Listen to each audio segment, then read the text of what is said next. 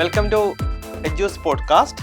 ഇന്ന് നമ്മോടൊപ്പം ഈ ഒരു വിന്നേഴ്സ് മീറ്റിലുള്ളത് ഇക്കഴിഞ്ഞ JPHN എക്സാമിൽ പാലക്കാട് ഡിസ്ട്രിക്റ്റിൽ നിന്ന് 10ാം റാങ്ക് നേടി ഒരു ഉന്നത വിജയം നേടിയിരിക്കുന്ന രജീഷാണ്. Hi Rajeesh, welcome to podcast. അപ്പോൾ രജീഷിനെ കുറിച്ച് പറയുകയാണെങ്കിൽ എനിക്ക് തോന്നുന്നു നമ്മുടെ ക്ലാസ് ഒക്കെ യൂട്യൂബിലൊക്കെ കണ്ട് അതിനുശേഷം അഡ്മിഷന് വേണ്ടി എന്നെയായിരുന്നു എനിക്ക് തോന്നുന്നു ആദ്യം വിളിക്കുന്നത് അല്ലേ.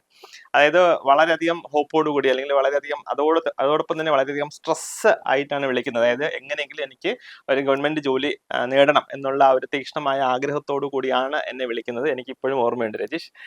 നമ്മുടെ രജീഷിന്റെ സ്വദേശം ശരിക്കും പറഞ്ഞാൽ പാലക്കാടാണ്. പാലക്കാട് നിന്ന് നമ്മുടെ DME സ്റ്റാഫ് നഴ്സ് എക്സാമിന് വേണ്ടി ട്രിവാൻഡ്രത്ത് ഓഫ്ലൈൻ ക്ലാസ്സിന് വേണ്ടി ആയിരുന്നു എന്നെ അന്ന് വിളിക്കുന്നത്. അതോടൊപ്പം തന്നെ നമ്മുടെ ഓൺലൈനായിട്ട് JPHന്റെ കോഴ്സും ചെയ്തിരുന്നു അല്ലേ. സോ എനിക്ക് ഇപ്പോഴും ഓർമ്മയുണ്ട്, വളരെ സ്ട്രെസ്സോടുകൂടിയാണ് രജിഷ് വിളിക്കുന്നത്. എങ്ങനെയെങ്കിലും എനിക്ക് ജോലി വേണം, ആ ഒരു ആഗ്രഹത്തോടു കൂടി ആണ് വിളിക്കുന്നത്. അതുകൂടാതെ എനിക്ക് ആ ഒരു കോളിൽ നിന്ന് മനസ്സിലാക്കാനായിട്ട് കഴിഞ്ഞത് വളരെ തീക്ഷ്ണമായ ഒരു ആഗ്രഹം, ഈ ജോലി ലഭിച്ചേ പറ്റുള്ളൂ, അങ്ങനെയുള്ള ഒരു ആഗ്രഹത്തോടു കൂടിയാണ് വിളിക്കുന്നത് അല്ലേ. ഓക്കെ, അപ്പം എന്താണെങ്കിലും രജീഷിന്റെ ഈ കഠിന പരിശ്രമം അല്ലെങ്കിൽ ഒരുപാട് റിസ്ക് എടുത്താണ് പഠിച്ചതെന്ന് തോന്നുന്നു. കാരണം പാലക്കാട് നിന്ന് ട്രിവാൻഡ്രം വരെ യാത്ര ചെയ്ത് നമ്മുടെ എല്ലാ ലൈവിനും നമ്മുടെ എല്ലാ ഓഫ്ലൈൻ ക്ലാസ്സിനും ഒക്കെ കൃത്യമായിട്ട് വരുമായിരുന്നു. അതുകൂടാതെ നമ്മുടെ JPHN എക്സാമിന് വേണ്ടിയുള്ള ഓൺലൈൻ ക്ലാസ്സുകളും അറ്റൻഡ് ചെയ്യുമായിരുന്നു. അപ്പം അത്രയും റിസ്ക് എടുത്ത് അത്രയും കഷ്ടപ്പെട്ട് തന്നെയാണ് പഠിച്ചത്. ഇപ്പൊ എന്ത് തോന്നുന്നു, ഈ ഒരു റാങ്ക് ലിസ്റ്റിലെ 10ാമത്തെ റാങ്ക് മേടിക്കുമ്പോൾ രജിഷിന് എന്ത് തോന്നുന്നു? ശരിക്കും പറഞ്ഞാൽ നമുക്കൊരു വിങ്സ് ഇല്ലാതെ പറക്കുന്ന ഒരു അവസ്ഥയാണ്. നമ്മളെ റിസൾട്ട് വന്നൊരു ഡേ എന്ന് പറഞ്ഞു കഴിഞ്ഞാൽ ഒരുപാട് മനസ്സ് നിറഞ്ഞ് സന്തോഷിച്ചതും ഒരുപാട് ഹാപ്പി ടിയേഴ്സ് ഒക്കെ ഉണ്ടായ മൊമെന്റ് ആയിരുന്നു. ഓക്കെ, അപ്പം എങ്ങനെയുണ്ടായിരുന്നു നമ്മുടെ എജ്യൂസ് അക്കാഡമിയോടൊപ്പം ഉള്ള ഒരു ജേണി? അതായത് ഈ ഒരു വിജയപാതയിൽ നമ്മുടെ എജ്യൂസ് അക്കാഡമിയോടൊപ്പം ഒരു ജേണി എങ്ങനെയായിരുന്നു? എജ്യൂസ് അക്കാഡമിയുടെ ജേർണി എന്ന് പറഞ്ഞു കഴിഞ്ഞാൽ വളരെ കോപ്പറേറ്റീവ് ആയിട്ടുള്ള ഒരു ജേർണി ആയിരുന്നു. മോറോവർ ഭയങ്കര ഫ്രണ്ട്ലി ആയിരുന്നു. നമുക്ക് അത് മാത്രമല്ല, ടീച്ചിങ് സെഷൻസ് ആയിക്കോട്ടെ ഇൻഡെപ്ത് ആണ്, വളരെ സപ്പോർട്ടീവ് ആണ്. മെറ്റീരിയൽസും ക്ലാസ്സസും എല്ലാം എക്സലൻ്റ് ആണ്.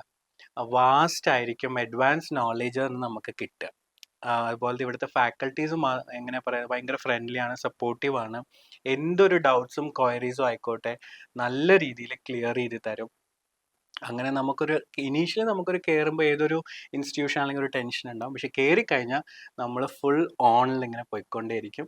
ടിൽ എക്സാമിനേഷൻ ലാസ്റ്റ് ഡേ, അല്ല ഡേ ബിഫോർ എക്സാമിനേഷൻ്റെ ലാസ്റ്റ് ആ മൊമെന്റ് വരെ നമുക്ക് വിളിച്ചാൽ ഫോൺ എടുക്കാനും ക്ലിയർ ചെയ്യാനും നമ്മുടെ സ്ട്രെസ് ഒക്കെ റിലീവ് ചെയ്യാൻ പറ്റുന്ന ഒരു ഇൻസ്റ്റിറ്റ്യൂഷനാണ്. രജീഷിനെ കുറിച്ച് വേറൊരു കാര്യം എനിക്ക് പറയാനുള്ളത്, വളരെ ആക്റ്റീവ് ആയിട്ടുള്ള ഒരു സ്റ്റുഡൻ്റ് ആണ്. അതായത് നമ്മൾ എന്ത് ഒരു ക്വസ്റ്റ്യൻ ചോദിച്ചു കഴിഞ്ഞാലും അത് തെറ്റായിക്കോട്ടെ ശരിയായിക്കോട്ടെ ആദ്യം എനിക്കൊന്ന് റെസ്പോണ്ട് ചെയ്യുന്ന രജീഷ് ആയിരിക്കും. അങ്ങനെ അത്രയും ആക്റ്റീവ് ആയിട്ടുള്ള ഒരു സ്റ്റുഡൻ്റ് ആണ്. അത് കൂടാതെ തന്നെ നമ്മൾ എന്തെങ്കിലുമൊക്കെ പറഞ്ഞു കഴിഞ്ഞാൽ, ക്ലാരിഫിക്കേഷൻസ് കറക്ഷൻസ് ഒക്കെ പറഞ്ഞാൽ അതൊക്കെ അക്സെപ്റ്റ് ചെയ്യാനുള്ള ഒരു മനസ്സ്. സോ ഇതൊക്കെ, അതായത് ഒന്ന് ഹാർഡ് വർക്ക്, അതുകൂടാതെ ഒരു ഹംബിൾനെസ് അല്ലെങ്കിൽ ഒരു പൊളൈറ്റ്നെസ്, പിന്നെ നമ്മൾ ഒരു കറക്ഷൻസ് കാര്യങ്ങളൊക്കെ പറയുമ്പോൾ അത് അക്സെപ്റ്റ് ചെയ്യാനുള്ള ഒരു മൈൻഡ്. അപ്പോൾ അതൊക്കെ തന്നെയാണ് രജീഷിനെ ഈ ഒരു വൻ വിജയത്തിലേക്ക് എത്തിച്ചിരിക്കുന്നത് എനിക്ക് തോന്നുന്നു കേട്ടോ. അതുകൂടാതെ നമ്മുടെ ക്ലാസ്സുകളെ കുറിച്ച് പറയുകയാണെങ്കിൽ രജിഷ് പറഞ്ഞു ഇപ്പം ഇൻഡെപ്ത് നോളജ് അല്ലേ. സോ ഇത് രജിഷ് മാത്രമല്ല, പല സ്റ്റുഡൻസും എന്നോട് പറഞ്ഞിട്ടുണ്ട്. അതായത് ഇപ്പം എക്സാമിന് എഴുതി മാർക്ക് കിട്ടുമോ ഇല്ലയോ എന്നുള്ളതല്ല, അതിനേക്കാളും പഠിച്ചു അവിടുത്തെ ക്ലാസ് അറ്റൻഡ് ചെയ്തതിന് ശേഷം എൻ്റെയൊക്കെ നോളജ് കുറെ ഇമ്പ്രൂവ് ചെയ്തിട്ടുണ്ട്. അതുപോലെ തന്നെ നോളജ് ഇമ്പ്രൂവ് ആകുമ്പോൾ നമുക്ക് ഓൾറെഡി കോൺഫിഡൻസ് ലെവലും ഇമ്പ്രൂവ് ആവും. അതായത് നമ്മളിപ്പം ഹോസ്പിറ്റലൊക്കെ വർക്ക് ചെയ്യുകയാണെങ്കിൽ നമുക്ക് വർക്ക് ചെയ്യാനുള്ള ഒരു കോൺഫിഡൻസ് ലെവൽ നമുക്ക് ഇമ്പ്രൂവ് ആവും. അപ്പം ഈ ഇവിടുത്തെ ഒരു പഠനം റാദർ ഒരു റാങ്ക് ലഭിച്ചു, റാങ്ക് നമുക്ക് ഇപ്പം അതൊരു എവിഡന്റ് ആണ് അല്ലെ. ഒരു 10ാമത്തെ റാങ്ക് കിട്ടി, അപ്പൊ അത് അത്രയും എവിഡന്റ് ആണ്. അതുകൂടാതെ തന്നെ നോളജ് ഇമ്പ്രൂവ് ചെയ്യാനായിട്ട് എത്രത്തോളം ഹെൽപ്പ് ചെയ്തിട്ടുണ്ട്? തീർച്ചയായിട്ടും. നമുക്ക് ഇനീഷ്യലി വരുമ്പോൾ നമ്മൾക്ക് ഉള്ള നോളേജും കൊണ്ടാണ് നമ്മൾ കയറി വരുന്നത്. After entering the institution and attending സാറിൻ്റെ ഒരു ബേസിക് ഇൻട്രൊഡക്ഷൻ സെഷൻ കഴിഞ്ഞപ്പോഴേ മനസ്സിലായി നമ്മുടെ നോളേജ് ഒന്നും എവിടെ എത്തിയിട്ടില്ല. We have to learn more. അന്നേരമാണ് മനസ്സിലായത് ഇനി നമ്മൾ കുറേ പഠിക്കാനുണ്ട്, കുറേ സാറിൻ്റെന്നല്ല എല്ലാവരുടേതും കുറേ നോളേജ് നമുക്ക് നേടിയെടുക്കാനുണ്ടെന്ന് ഒരുപാട് മനസ്സിലായി. പ്രത്യേകിച്ച് ചില സ്പെഷ്യാലിറ്റി സബ്ജക്ട്സ് ഒക്കെ നമ്മൾ കേൾക്കാത്ത വാക്കുകളൊക്കെയാണ് അവിടുന്ന് നമ്മൾ പഠിച്ചത്. അപ്പോൾ ഈ പഠിച്ചത് കൊണ്ട് അല്ലെങ്കിൽ ക്ലാസ് അറ്റൻഡ് ചെയ്തുകൊണ്ട് നമുക്ക് ഹോസ്പിറ്റൽ അല്ലെങ്കിൽ പേഷ്യന്റ് കെയറിലും ഒക്കെ ഒരുപാട് കോൺഫിഡന്റ് ആയിട്ട് നമുക്ക് വർക്ക് ചെയ്യാനായിട്ട് കഴിയുന്നുണ്ട് അല്ലെ? തീർച്ചയായിട്ടും 100%. പിന്നെ നമ്മുടെ ഒരു സ്റ്റഡി പാറ്റേൺ അല്ലെങ്കിൽ നമ്മുടെ ക്ലാസിന്റെ പാറ്റേൺ എന്ന് പറഞ്ഞാൽ ഈ പറഞ്ഞ പോലെ ഒന്ന് ഇൻഡെപ്ത് ആയിട്ടുള്ള ക്ലാസ്സുകൾ ഉണ്ടായിരുന്നു. അതുകൂടാതെ എനിക്ക് തോന്നുന്നു ഓഫ്ലൈൻ രജിഷ അറ്റൻഡ് ചെയ്യുമ്പോൾ അറിയാം ഡെയിലി നമുക്കൊരു ടെസ്റ്റ് സീരീസ് ഉണ്ട്, അതിൽ എല്ലാ ദിവസവും ടെസ്റ്റ് ഉണ്ടായിരുന്നു. അതുകൂടാതെ നമ്മുടെ ജെപിഷൻ ആണെങ്കിൽ ഓൺലൈൻ ക്ലാസ്സിലാണെങ്കിൽ പോലും ഓരോ ദിവസത്തെയും ക്ലാസ് കഴിയുമ്പോൾ അതിൽ നിന്നുള്ള ഇമ്പോർട്ടന്റ് ആയിട്ടുള്ള പോയിന്റ്സ് ഷോർട്സ് ആയിട്ട് തരുന്നുണ്ട്. അതുകൂടാതെ അൺലിമിറ്റഡ് ആയിട്ട് അതിനെക്കുറിച്ചുള്ള എക്സാംസിനെ നമുക്ക് അറ്റൻഡ് ചെയ്യാനായിട്ട് കഴിയുന്നുണ്ട്. അപ്പോൾ ആക്ച്വലി നമ്മളൊരു ഒരു പാക്കേജ് അല്ലെങ്കിൽ നമ്മൾ ഒരു സ്റ്റഡി ഡിസൈൻ ചെയ്തിരിക്കുന്നതിന് അങ്ങനെയാണ്. അതായത് ഇപ്പോൾ ഓഫ്ലൈൻ ആണെങ്കിൽ ആ രീതിയിൽ, അതായത് കഴിഞ്ഞ ക്ലാസ്സിൽ പഠിച്ച കാര്യങ്ങൾ നമ്മൾ ഒരു എക്സാം വെച്ചിട്ട് ഇവാലുവേറ്റ് ചെയ്തിട്ടായിരിക്കും പുതിയ ക്ലാസ്സിലേക്ക് പോവുക. അതല്ല എങ്കിൽ നമ്മൾ ഓൺലൈൻ ആണെങ്കിൽ പോലും ലൈക്ക് ഓരോ ടോപ്പിക് കഴിയുമ്പോഴത്തേക്ക് അതിൽ നിന്നുള്ള ഇമ്പോർട്ടൻറ്റ് പോയിന്റ്സ്, പിന്നെ അതിൽ നിന്നുള്ള ടെസ്റ്റ്, അതുകൂടാതെ ഒരു വീക്ക്ലി ടെസ്റ്റ്, അങ്ങനെ പല സീരീസ് ഓഫ് ടെസ്റ്റ് ഒക്കെ ഉണ്ടായിരുന്നു. സോ ഈ ടെസ്റ്റ് ഒക്കെ എത്രത്തോളം ഹെൽപ്പ് ചെയ്തു ഈ ഒരു എക്സാം എഴുതാനായിട്ട്? സർ നമുക്ക് ഇങ്ങനെ പഠിച്ചു കഴിഞ്ഞ ഉടൻ തന്നെ നമുക്ക് ടെസ്റ്റും കൂടി അപ്പിയർ ചെയ്യുമ്പോൾ നമ്മൾ എവിടെയാണ് ലാക്ക് ചെയ്യുന്നത് അല്ലെങ്കിൽ എവിടെയാണ് നമുക്ക് തെറ്റ് പറ്റിയെന്നുള്ള പിക്ക് ഔട്ട് ചെയ്യാൻ പറ്റി. അവിടുന്ന് കറക്ഷൻസ് കിട്ടും. പിന്നെ ആ ഏരിയ ഓഫ് സബ്ജക്റ്റ് നമ്മൾ ഒന്നും കൂടി ഇന്റൻസീവ് ആയിട്ട് വായിക്കണം എന്നുള്ളത് മനസ്സിലാവാൻ തുടങ്ങി. അത് തന്നെയാണ് ശരിക്കും പറഞ്ഞാൽ നമ്മുടെ ഒരു കോഴ്സ് കൊണ്ട് നമ്മൾ ഉദ്ദേശിക്കുന്നത്. ശരിക്കും ചില നമുക്ക് ഒരു ടെസ്റ്റ് അറ്റൻഡ് ചെയ്യുമ്പോഴേ നമുക്ക് അറിയത്തുള്ളൂ ഏത് ഏരിയ ആണ് നമ്മൾ വീക്ക് എന്നുള്ളത്. അപ്പോൾ ഇത് എനിക്ക് നമ്മുടെ ഇനിയുള്ള എക്സാമിന് എയിം ചെയ്യുന്ന കുട്ടികളോടും കൂടെ പറയാനുള്ള ഒരു കാര്യമാണ്. അതായത് ഇതുപോലെ ടെസ്റ്റ് അറ്റൻഡ് ചെയ്യുമ്പോൾ നമുക്കറിയാം ഏത് ഏരിയയിലാണ് നമ്മൾ വീക്ക്, ആ വീക്ക് ആയിട്ടുള്ള ഏരിയ കുറച്ചുകൂടെ ഇമ്പ്രൂവ് ചെയ്യുക, കുറച്ചുകൂടെ ഇന്റൻസീവ് ആയിട്ട് പഠിക്കുക. അതുകൂടാതെ നമ്മുടെ ക്ലാസ്സിന്റെ വേറൊരു പ്രത്യേകതയാണ് ലൈക്ക് ഈ ഒരു മാരത്തൺ റിവിഷൻ കാര്യങ്ങളൊക്കെ.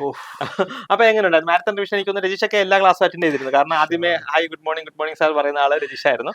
അപ്പം എങ്ങനെയുണ്ടായിരുന്നു നമ്മുടെ മാരത്തൺ ക്ലാസ് ഒക്കെ? എങ്ങനെയായിരുന്നു? എത്രത്തോളം എഫക്റ്റീവ് ആയിരുന്നു? മാരത്തൺ എന്ന് പറഞ്ഞ ഒരു name it self signifies marathon തന്നെയാണ്. എനിക്കൊരു പറയാന്ന് വെച്ചാൽ ഡ്യൂട്ടിയും ഒപ്പം റിവിഷൻ ഓൺലൈനാണ്. അപ്പം നമുക്ക് മാരത്തൺ നമ്മളെ ടൈം ഫിക്സ് ചെയ്ത് ഏർലി മോർണിംഗ് സാറെ കാണും. ഈവനിങ് ആണെങ്കിലും ഏത് ഫാക്കൽറ്റി ആണെങ്കിലും എക്സലന്റ് മാരത്തൺ ആണ്. ആ കറക്റ്റ് ഷെഡ്യൂൾ ചെയ്ത സബ്ജക്ട്സ് ഒന്നോ രണ്ടോ അങ്ങോട്ടും ഇങ്ങോട്ട് മാറുവാണെങ്കിലും ആ ഷെഡ്യൂൾ പ്രകാരം മാരത്തോൺ പോകും. ശരിക്കും ഒരു ന്യൂ ബിഗിനറിന് മാരത്തൺ കയറി കഴിഞ്ഞാൽ നമുക്ക് 100 ക്വസ്റ്റ്യൻസിൽ ഒരു 50 ക്വസ്റ്റ്യൻസ് എങ്കിലും കണ്ണടച്ച് എഴുതാൻ പറ്റും. അതായത് നോർമൽ സെഷൻസ് ഒന്നും അറ്റൻഡ് ചെയ്യാതെ മാരത്തൺ മാത്രം ചെയ്യുവാണെങ്കിലും നമുക്ക് ഒരുപാട് നമ്മുടെ ലെവൽ ഓഫ് കോൺഫിഡൻസ് ഇൻക്രീസ് ചെയ്യും.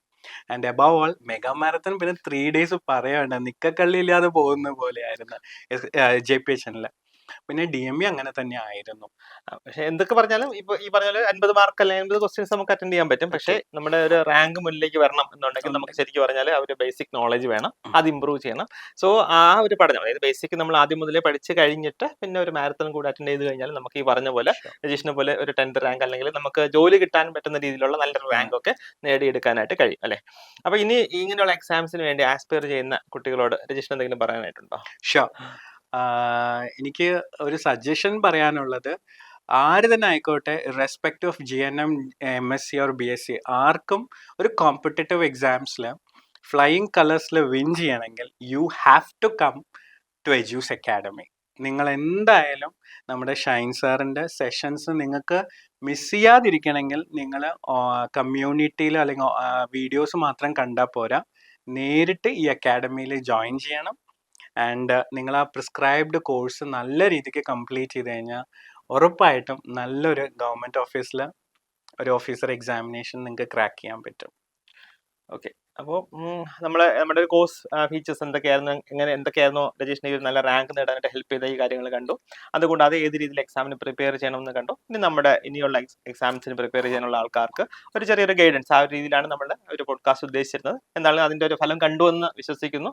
സോ നമുക്ക് വൈൻഡപ്പ് ചെയ്യാം അല്ലെ? വൈൻഡപ്പ് ചെയ്യാം. സോ നമ്മുടെ ഒപ്പം ഈ ഒരു തിരക്കേറിയ ഷെഡ്യൂൾ അല്ലെങ്കിൽ ഡ്യൂട്ടി ഒക്കെ ഉള്ളതാണ്, അതൊക്കെ മാറ്റി വെച്ച് നമ്മോടൊപ്പം ഇത്രയും നേരം സ്പെൻഡ് ചെയ്ത രജീഷിന് പ്രത്യേക thanks. Thank you, Educe Academy, and thank you, Shine sir.